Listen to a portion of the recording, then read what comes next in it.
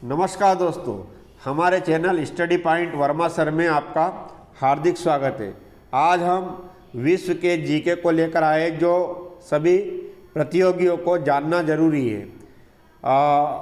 इस वीडियो को प्रारंभ से लाकर अंत तक देखें। जो महत्वपूर्ण प्रश्न है उन्हीं प्रश्नों को इस वीडियो में लिया गया है। तो हम प्रश्न नंबर 1 से प्रारंभ करते हैं। पहला प्रश्न है, संसार की छत किसे कहा जाता है? तो जो संसार की छत है वो कहा जाता है पामीर के पठार को। अब ये पामीर का पठार जो है मध्य एशिया में है और ये संसार का सबसे बड़ा पठार है, इसलिए इसे संसार की छत के नाम से भी जाना जाता है। इस पठार में अनेक झीलें स्थित हैं और यहाँ पर आक्सस नदी का भी उद्गम स्थल है। दूसरा है, यहाँ पर जो है जंगली प्याज जो है उगाए जाते हैं, इसलिए इसको प्याजी के नाम से भी जाना जाता है।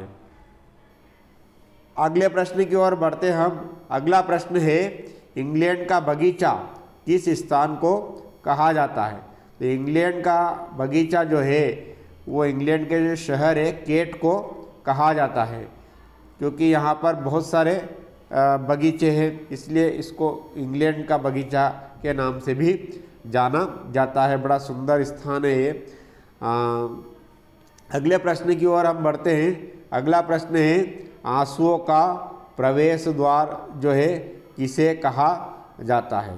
तो आंसुओं का प्रवेश द्वार जो है वो किसे कहा जाता है? तो ये है बाम उल मऊम को कहा जाता है। किसको कहा जाता है?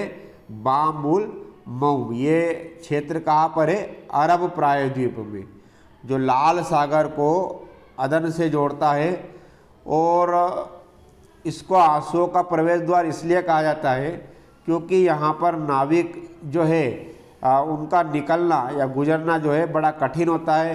कई बार जो है यहाँ पर गुजरने से नाविकों की मृत्यु हो चुकी है और यहाँ पर जो है भूकंप भी कई बार आए हैं, तो इसलिए इसको आंसुओं का प्रवेश द्वार के नाम से भी जाना जाता है। इसके बाद हम अगले प्रश्न की ओर बढ़ेंगे। अगला प्रश्न है, चीन का शोक किस नदी को कहा जाता है? बड़ा सरल प्रश्न है। जो हांगो नदी है यहाँ की, उस नदी को जो है चीन का शोक कहा जाता है।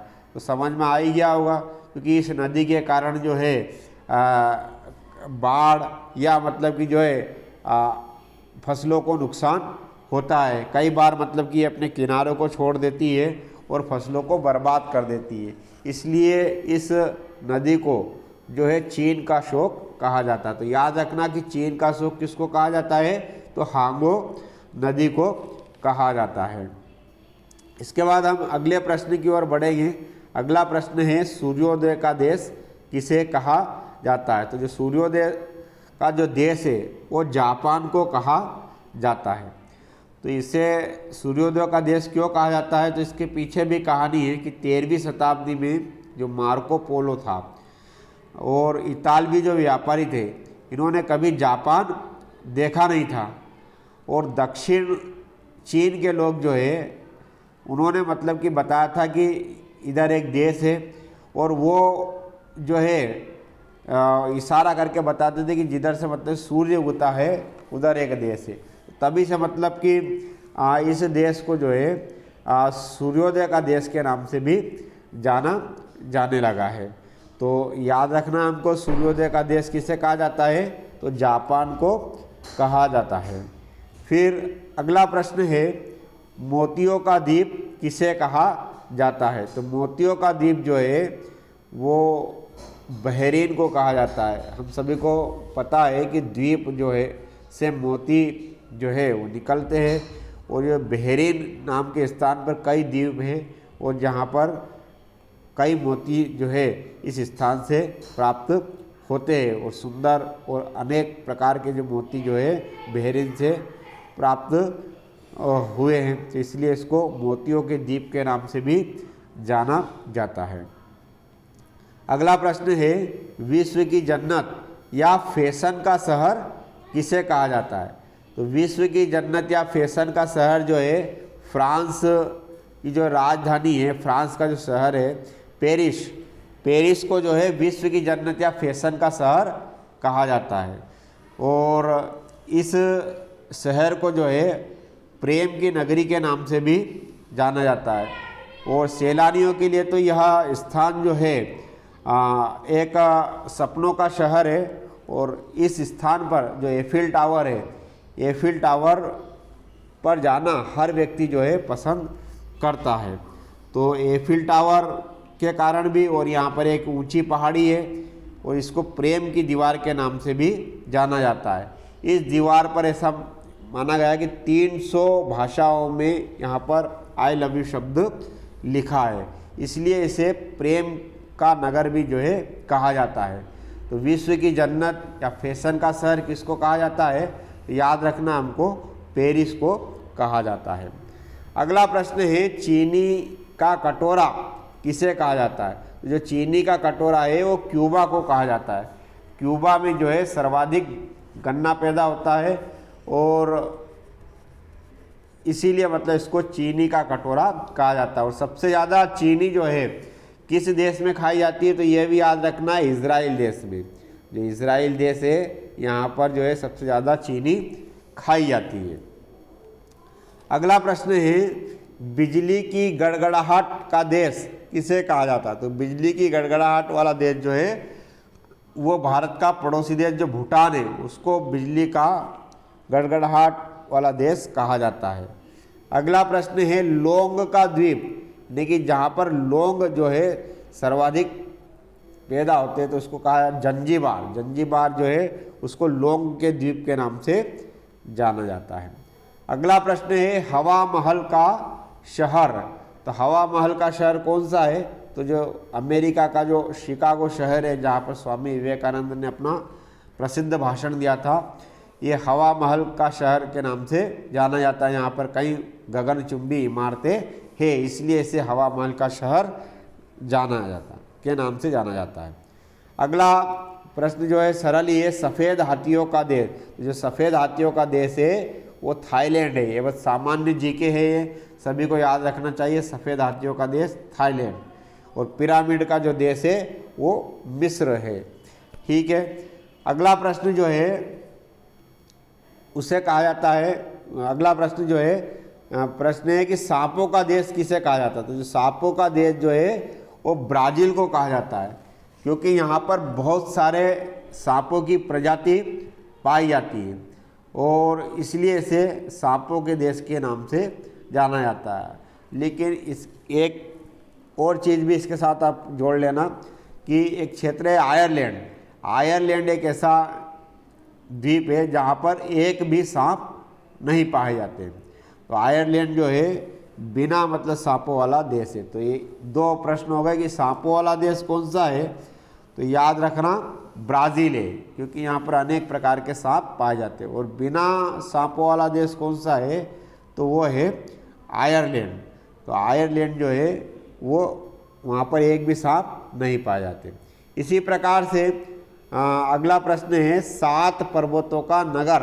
तो 7 पर्वतों का नगर किससे कहा जाता है? तो रोम को कहा जाता है। किसको कहा जाता है?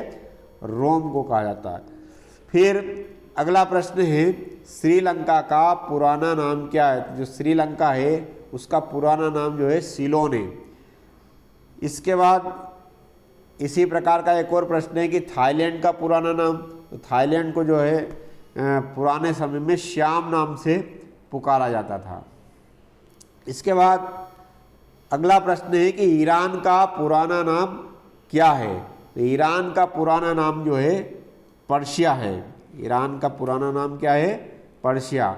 और यहाँ के इतिहास के बारे में जानकारी है कि यहाँ पर ये जो वर्तमान में क्या है एक मुस्लिम राष्ट्र है, लेकिन जो है प्रमुख मुस्लिम राष्ट्र जो है संयुक्त अरब जो है इससे मतलब कि दुश्मनी रखता है, क्योंकि वो मानता है कि ईरान ने हमेशा मुस्लिमों का विरोध किया है। ईरान जो है यहाँ पर ऐसा प्रमाण मिलता है कि यहाँ पर जो है देव और असुर जातियों का उद्भव हुआ था। आर्य और देवता और राक्षस, यहाँ पर मतलब कि आर्य प्रमुख मतलब की जातियाँ थी, और यहाँ पर जो है देवासुर संग्राम भी किसी समय में हुआ होगा। यहाँ पर जो एक ग्रंथ है वो पूरा मतलब कि वेद के समान है।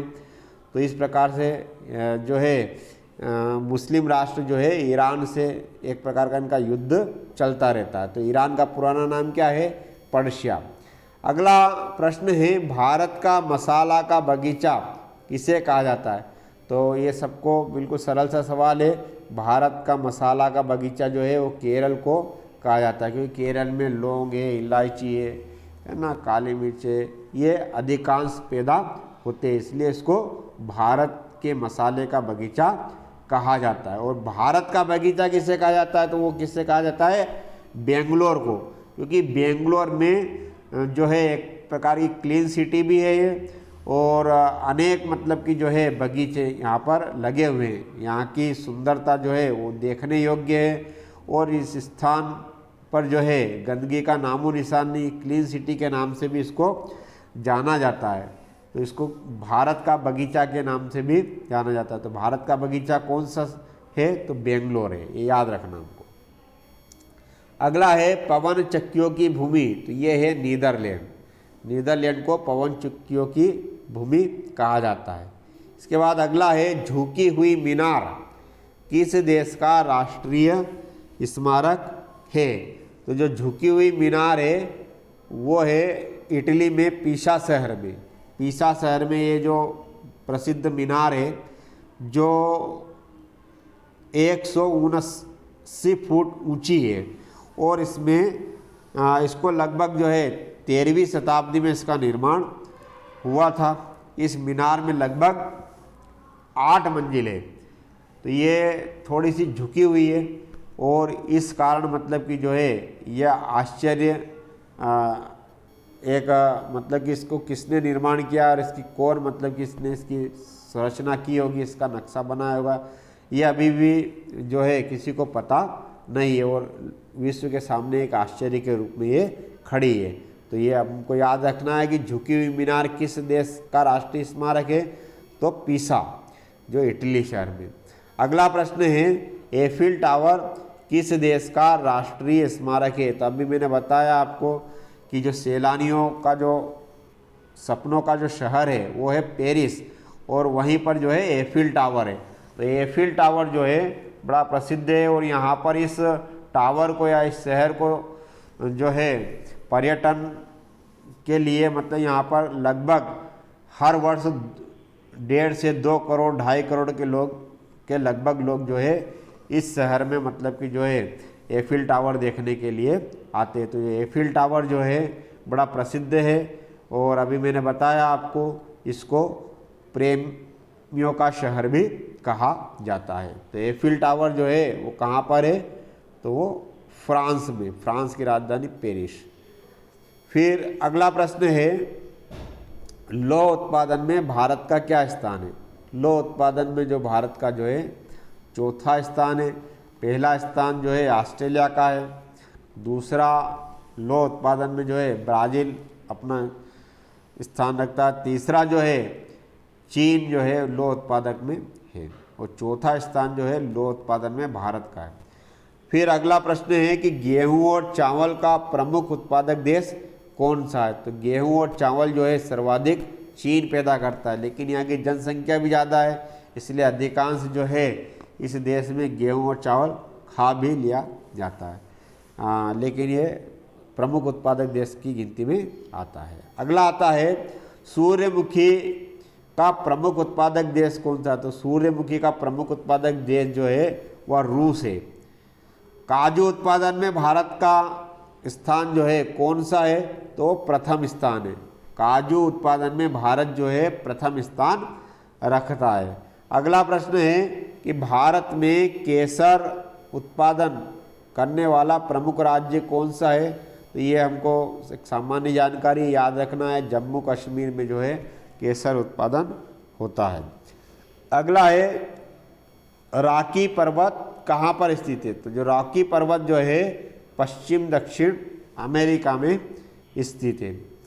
अगला है दक्षिण एशिया की प्रमुख चोटी कौन सी है? तो दक्षिण एशिया की प्रमुख चोटी जो है माउंट एवरेस्ट है।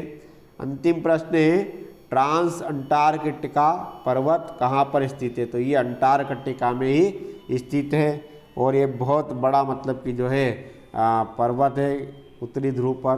तो इस प्रकार से ये 30 प्रश्नों की एक श्रृंखला थी जो महत्वपूर्ण कॉम्पिटिशनों में जो है बहुत बार पूछी जाती है। तो वीडियो आपको इसमें कैसा लगा? यदि अच्छा लगा हो तो लाइक सब्सक्राइब शेयर करना ना भूलें और किस प्रकार के वीडियो मैं बनाऊं इसके लिए आप कमेंट भी मतलब कि ज़रूर लिखें। और भी मतलब कि जो है आपको लगता है कि ये बात भी जो है वीडियो में डालनी चाहिए तो वह भी कमेंट में आप अवश्य लिखें। धन्यवाद।